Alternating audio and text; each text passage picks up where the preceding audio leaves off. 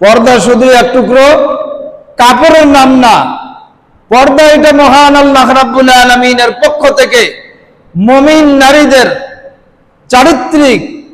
চরিত্রের মুকুট আর সম্মানের মুকুট, আর মুমিন পুরুষদের জন্য চারিত্রিক ঢাল। মুহতারাম হাজিরিন, বর্তমান আধুনিকতার নামে আমরা যখন দিন দিন অশ্লীলতা এবং চারিত্রিক অবক্ষয়ের দিকে ধাবিত হচ্ছি, তখন আমাদের পারিবারিক শান্তি এবং পবিত্রতা বিলুপ্ত হতে চলছে। তো তখন আল্লাহ রাব্বুল আলামিনের এই বিধানের আলোচনা করা সবচাইতে বড় দাবি হয়ে দাঁড়িয়েছে। পর্দা কোনো বন্দিত্ব নয়। আমরা তো মনে করি যে পর্দা মানে হলো বন্দিত্ব জীবন। না, পর্দা মানে বন্দিত্ব জীবন না, বরং এটি মুক্ত এবং পবিত্র জীবনের গ্যারান্টি। মুক্ত এবং পবিত্র জীবনের গ্যারান্টি হচ্ছে পর্দা। পর্দা করা মানে হলো ঘরের ভিতরে আটকে থাকবে, বাড়ির ভিতরে আটকে থাকবে, এইটা অর্থ না। আমাদেরকে এই ধরনের কথাবার্তা বলে পর্দা লঙ্ঘন করায়, পর্দা থেকে দূরে সরিয়ে রাখতে চায়। অথচ এই পর্দা মানে হচ্ছে, পর্দার অর্থ হচ্ছে মুক্ত এবং পবিত্র জীবনের গ্যারান্টি। আজ আমরা মানব জীবনে জানবো কিভাবে পর্দা আমাদের ঈমানের পূর্ণতা দেয় এবং কিভাবে আমাদের দৃষ্টি হেফাজতে আমাদের জান্নাতের পথে এগিয়ে নিয়ে যায়। মহান আল্লাহ রাব্বুল আলামিন কোরআনে কারীমের মধ্যে বলেন, ইয়া আইয়ুহাল্লাযীনা আমানু দুখুলু ফিস-সিলমি কাফা। আল্লাহ রাব্বুল আলামিন বলেন, ও দুনিয়ার ঈমানদার মুমিন বান্দা বান্দীরা, শোনো, তোমরা পরিপূর্ণভাবে ইসলামে প্রবেশ করো, পূর্ণাঙ্গভাবে ইসলামে প্রবেশ করো। আল্লাহ তাআলা সূরা বাকারার 208 নম্বর আয়াতের মধ্যে বলছেন যে পূর্ণাঙ্গভাবে তুমি ইসলামে প্রবেশ করো। মুহতারাম হাজিরিন, আর ইসলামের এই পূর্ণাঙ্গতার অন্যতম দাবি হলো পর্দার বিধান মেনে চলা। ইসলামের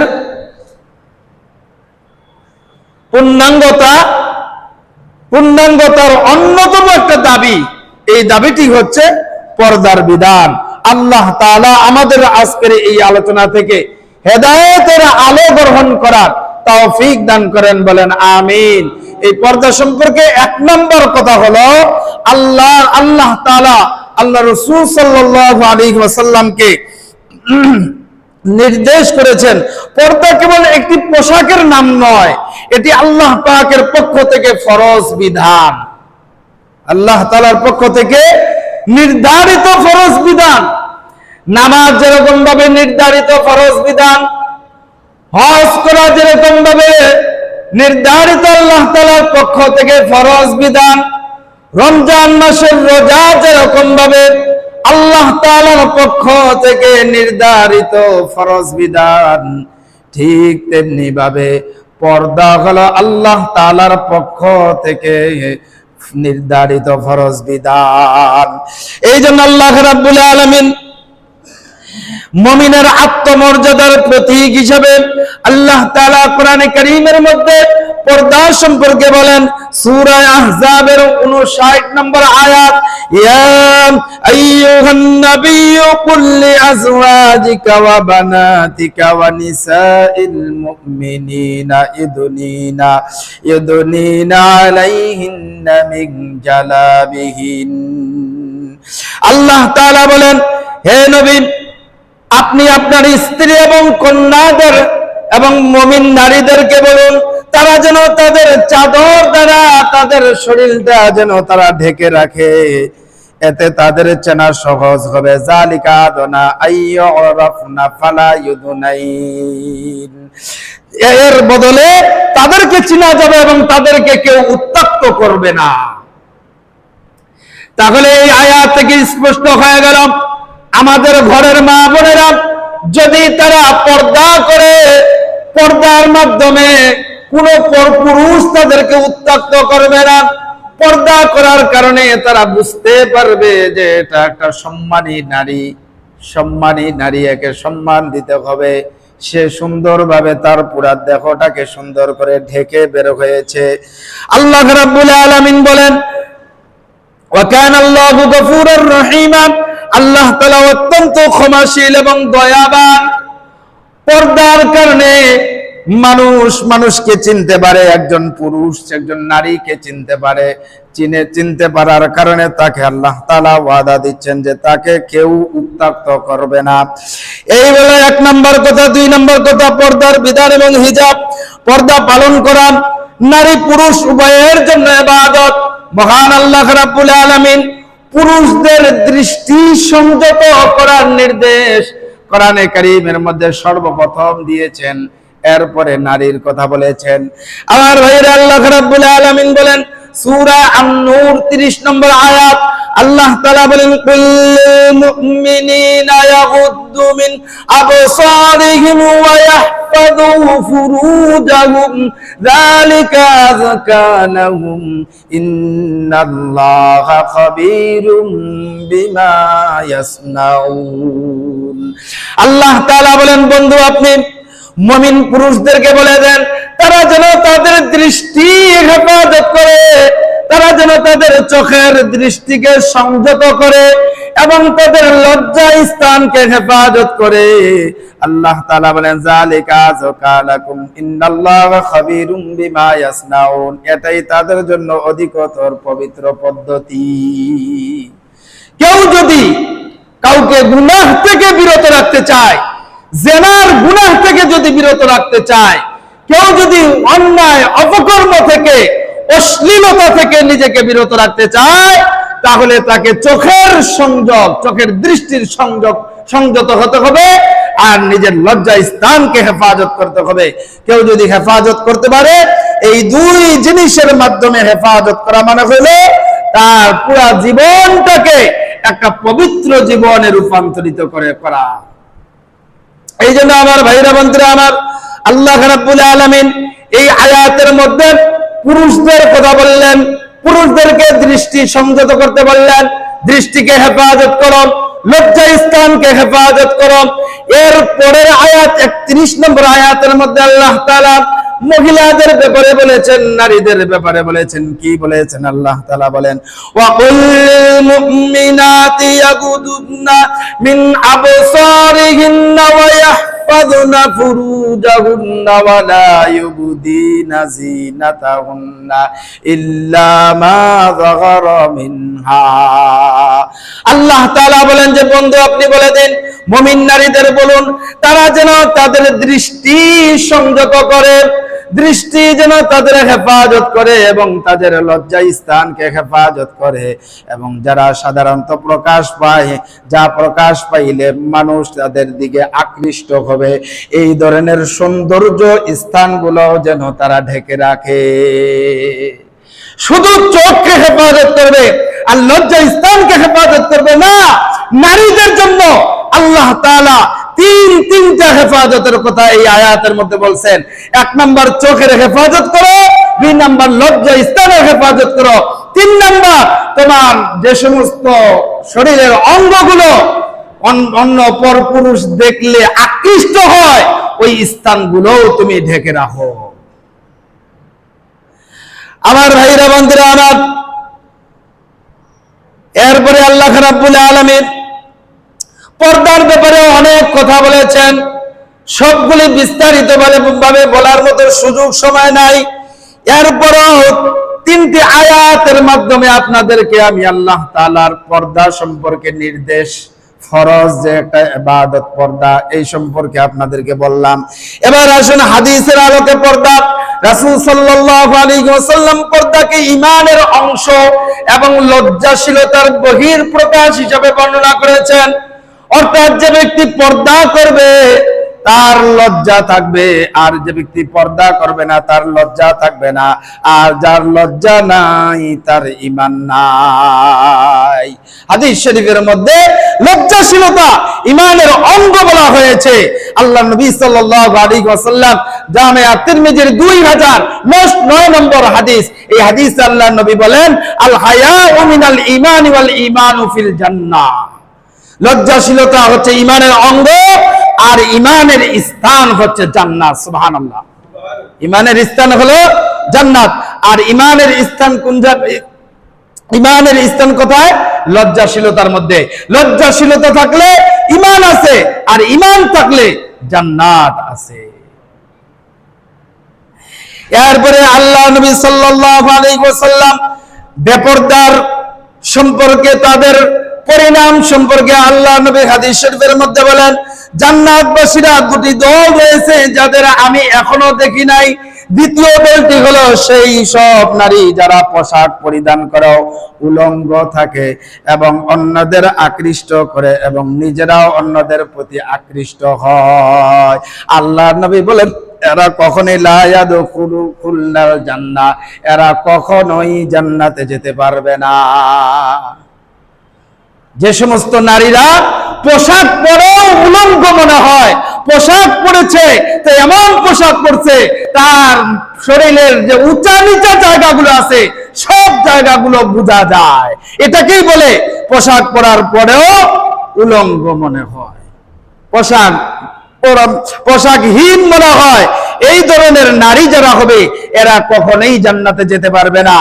আর ওই সমস্ত নারীরা যারা অন্যদেরকে আকৃষ্ট করার জন্য সেজে গুজে চাকচিক্য হয়ে সেজে গুজে ঘর থেকে বের হয় অন্যদেরকে আকৃষ্ট করার জন্য, তারাও জান্নাতে যেতে পারবে না এবং নিজেরাও আকৃষ্ট হয়, অন্যকেও আকৃষ্ট করে। আল্লাহ নবী বলেন এরা কেউ জান্নাতে যেতে পারবে না। এরপরে 4 নাম্বার পর্দা, সামাজিক এবং ব্যক্তিগত উপকারিতা। পর্দার মাধ্যমে আমরা সামাজিক এবং ব্যক্তিগতভাবে কি উপকৃত হব? আল্লাহ রাব্বুল আলামিন আমাদেরকে যতগুলি বিধান দান করেছেন, কোন বিধান আল্লাহ তাআলা অনর্থক দেন নাই। প্রত্যেকটা বিধানের পিছনে এক একটা করে বিশাল বড় বড় মহা উদ্দেশ্য আল্লাহ তাআলার আছে। কোন বিধান আল্লাহ তাআলা বান্দার উপরে চাপিয়ে দেন নাই এবং কোন বিধান অনর্থক আল্লাহ তাআলা বান্দাকে দেয় নাই। প্রত্যেকটা বিধান বান্দার জন্য উপকারী। তো আমরা আজকে জানবো যে পর্দার কি উপকারী আমাদের আছে, সামাজিক এবং ব্যক্তিগত উপকারী। পর্দা কোনো বন্দিত্ব নয়, বরং এটি একটি সুরক্ষিত কবচ। পর্দার রক্ষা, পর্দা মানুষের অন্তরকে কুচিন্তা থেকে মুক্ত রাখে। পর্দা মানুষকে কুচিন্তা থেকে মুক্ত রাখে। পর্দা ইফতিজিং এবং ফিতনারত, সমাজ থেকে ব্যভিচার এবং অশ্লীলতা দূর করতে পর্দার বিকল্প আর কোনো কিছু নাই। পর্দার বিকল্প আর কোনো কিছুই হতে পারে না। এরপরে নারীর মর্যাদা। ইসলাম পর্দাকে নারীর অলংকার হিসাবে ঘোষণা করেছেন, যাতে সে পণ্য হিসাবে ব্যবহার না হয়, যাতে সে পণ্য হিসাবে ব্যবহার না হয়।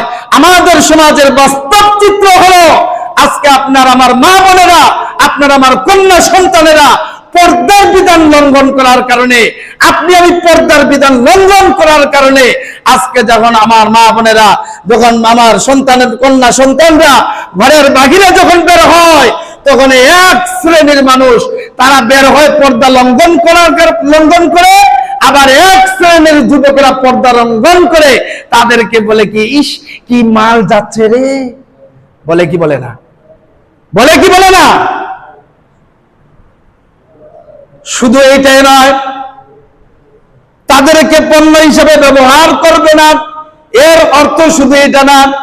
এটা সামান্য একটা একটা উদাহরণ দিলাম আপনাদের সামনে, বাস্তব চিত্র থেকে উদাহরণ।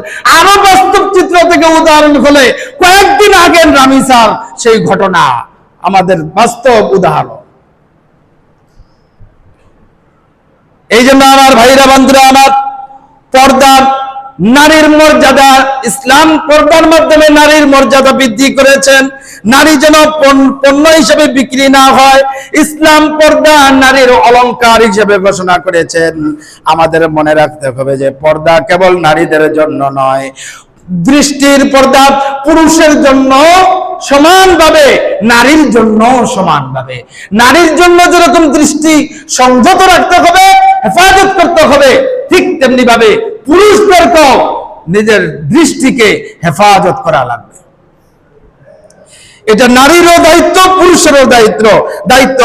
আর পরিবারের দায়িত্ব আছে এই ব্যাপারে। আল্লাহ তাআলার এই ফরজ পর্দা বিধানের ব্যাপারে পরিবারের দায়িত্ব হলো পরিবারের অভিভাবক হিসেবে আপনার স্ত্রী, আপনার কন্যা সন্তানের পর্দার বিষয়ে উৎসাহিত করা, তাদেরকে পর্দার উপরে উঠানো, এটা আপনার অভিভাবক হিসেবে আপনার উপরে দায়িত্ব। এটা ছোটখাটো দায়িত্ব মনে করলে চলবে না। আপনি নামাজ পড়া যেরকম ফরজ, 5 ওয়াক্ত নামাজ আপনার উপরে যেরকম দায়িত্ব হিসেবে, ফরজ হিসেবে দায়িত্ব, ফরজ বিধান, ঠিক তেমনি ভাবে পর্দাটাও এরকম ফরজ বিধান। নামাজ যেরকম ভাবে পড়বেন, পর্দাও ঠিক তেরকম ভাবে আপনাকে আমাকে করা লাগবে। নিজের পরিবারের মধ্যে নামাজ যেরকম কায়েম করা লাগবে, প্রতিষ্ঠা করতে হবে, আবার পর্দাও প্রতিষ্ঠা করা লাগবে। আজকে আপনি আমি নামাজ পড়ি, হজ করি, যাকাত দেই, সাদকা করি, সব আমল আপনার আমার ঠিক আছে, কিন্তু পর্দা না করার কারণে, পর্দার মতোই ফরজ বিধান লঙ্ঘন করার কারণে আজকে আপনার আমার পরিবারের মধ্যেও শান্তি, সমাজেও শান্তি, দেশেও শান্তি।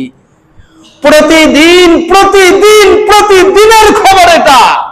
কোন না কোন জায়গার মধ্যে অশ্লীলতা, বেহায়াপনা, জেনা, ব্যভিচার, খুন, গুম, হত্যা সব চলছে। প্রতিদিন কোন না কোন জায়গায় চলছে। এর কারণ কি? এর কারণ হলো পর্দার মতোই ফরজ বিধানকে আপনি আমি লঙ্ঘন করেছি।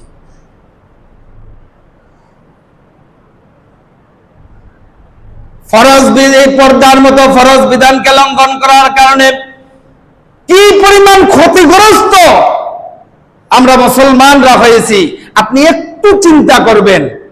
এটা শুধু আপনাকে চিন্তার জগৎটাকে, আপনার বিবেকের চিন্তার জায়গাটাতে আমি একটু নাড়া দিচ্ছি। শুধুমাত্র আপনি চিন্তা করবেন যে আজকে এই ফরজ বিধানটাকে লঙ্ঘন করার কারণে আজকে আপনার আমার সমাজের এমন অবস্থা হয়েছে যে নাবালক একটা শিশু কন্যাও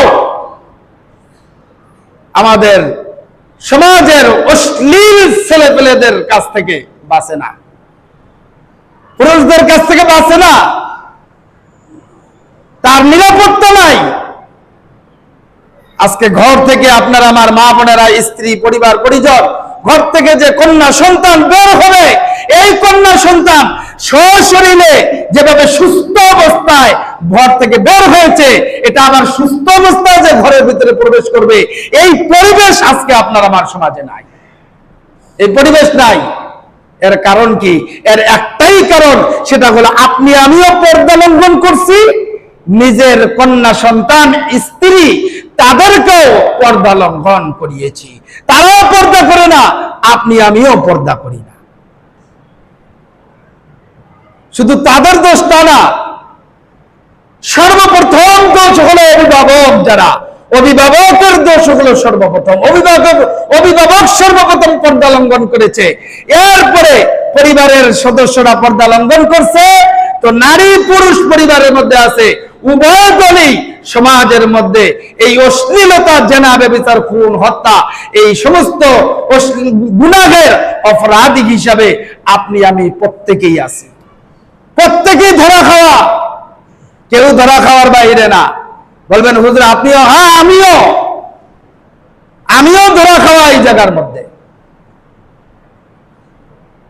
কারণ আমাকেও তো বাইরে বের হতে হয়। তবে একটা জিনিস খেয়াল রাখতে হবে, অনিচ্ছাকৃত একটা বিষয় আর ইচ্ছাকৃত একটা বিষয়। আল্লাহ তাআলার এই ফরজ বিধানটাকে আমরা ইচ্ছাকৃতভাবে লঙ্ঘন করেছি। আর পুরুষদের মধ্যে যারা আমরা অনিচ্ছাকৃতভাবে লঙ্ঘন অনেক সময় হয়ে যায়, এরকম সংখ্যা কিন্তু খুবই কম।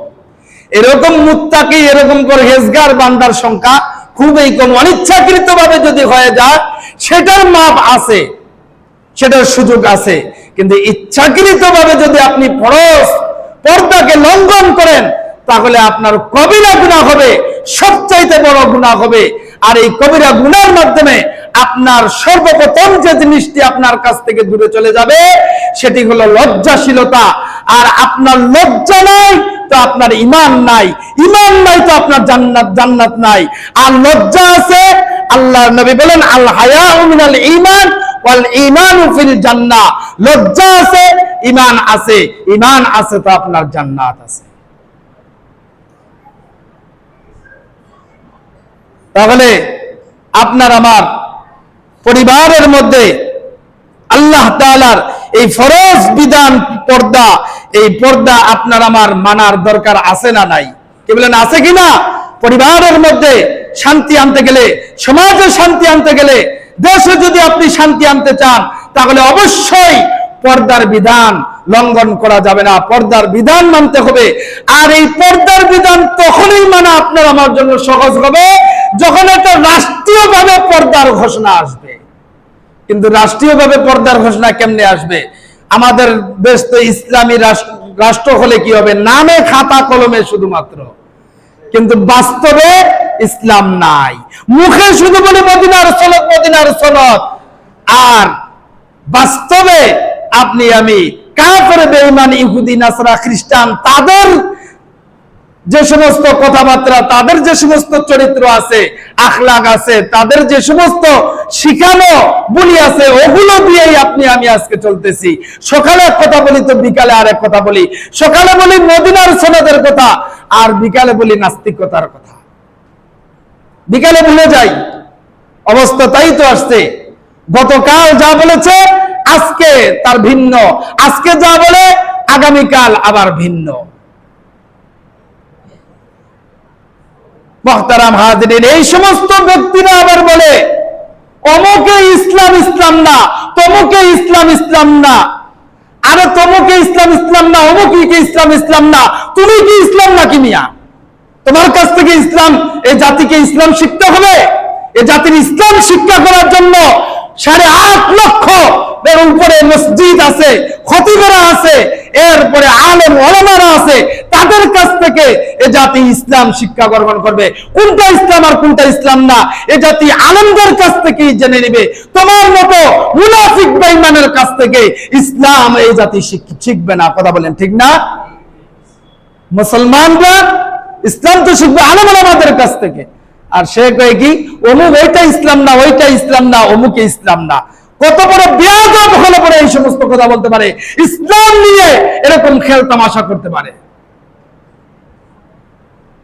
অসভ্য কথাকার।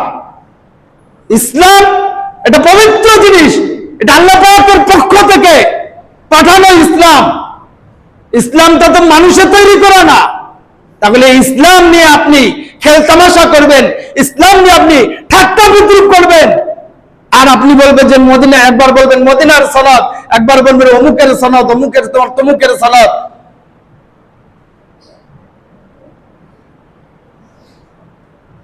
এই বাটপারি আর চিটারি যতক্ষণ পর্যন্ত এই বাটপার আর চিটারদের কাছ থেকে এ জাতি বাঁচবে না, এ জাতি পরিত্রাণ পাবে না। এ জাতি যতক্ষণ পর্যন্ত বুঝবে না যে এই বাটপার আর চিটারদের কাছ থেকে আমাদেরকে দূরে সরে থাকতে হবে, এই সমস্ত মুনাফিকদের সাথে থাকা যাবে না, এ জাতি যতক্ষণ পর্যন্ত বুঝতে পারবে না ততক্ষণ পর্যন্ত এ জাতির কপাল খুলবে না, পরিবার, সমাজ, রাষ্ট্রে শান্তি আসতে পারে না। এই জন্য মুহতারাম হাজিরিন, আল্লাহর ফরজ বিধান পর্দা, এটা রাষ্ট্রীয়ভাবে যখন ঘোষণা আসবে তখন এটা পালন করা প্রত্যেকটা সমাজের রন্ধ্রে রন্ধ্রে, দেশের রন্ধ্রে রন্ধ্রে এটা পালিত হবে। আজকে ফরজ এই বিধান লঙ্ঘন করার কারণে আজকে আপনার আমার সমাজের মধ্যে, পরিবারের মধ্যে, রাষ্ট্রের মধ্যে কি ধরনের অপকর্ম হচ্ছে, আর এর দ্বারা কি পরিমাণ আপনি আমি ক্ষতিগ্রস্ত হচ্ছি, একটু শুধুমাত্র চিন্তা করবেন। ব্রেনটাকে একটু খুলেন, ব্রেনের দরজাটা খুলেন, বিবেকের দরজাটা খুলেন, খুলে একটু চিন্তা করেন যে কি করার দরকার ছিল আর কি করতেছি। ফরজ বিধানকে লঙ্ঘন করে কি উপকৃত হইলাম আর কি ক্ষতিগ্রস্ত হইলাম, এটা একটু বুঝার বিষয়, চিন্তা করার বিষয়। আল্লাহ রাব্বুল আলামিন আমাদেরকে বুঝে শুনে, চিন্তা করে বুঝে শুনে আমাদেরকে আল্লাহ তাআলা আজকের এই আলোচনা থেকে পর্দা সম্পর্কে যতটুকু আলোচনা হলো, মহান রব্বুল আলামিন আমাদের সকলের ব্যক্তি, পারিবারিক, সামাজিক জীবন, রাষ্ট্রীয় জীবনে পড়তে নিজেদের কন্যা সন্তান, স্ত্রী, পরিবার, পরিজন সকলকে আল্লাহ তাআলা পরিপূর্ণভাবে এই পর্দা নামক ফরজ বিধানকে পুঙ্খানুপুঙ্খানুভাবে আমল করার তৌফিক দান করেন বলেন আমিন। যারা সুন্নাতুল কামাল জামাত